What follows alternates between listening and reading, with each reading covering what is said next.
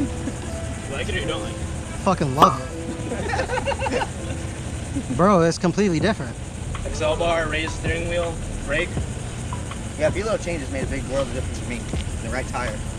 That's crazy how much different that is. It's just effort. That's the best one I felt so far. What Like, casters is your card on? mine's fat freeze.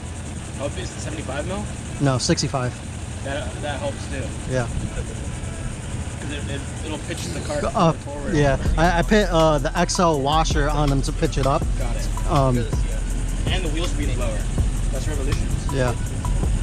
Because that's what's happening when I get too far to lock on that. Like, that one feels safe when I'm spinning out, but it spins out effortlessly.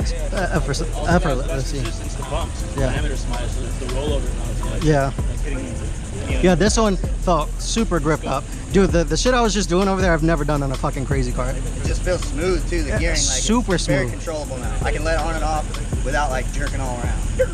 Yeah. Yeah. The 45 was just. The power is crazy though. The bar gave me the most confidence. Yeah, that. Be sure to like and subscribe if you want to see more on my Razor projects, including the 72 volt sport mod. And with that, I'll catch you guys on the next one. Peace.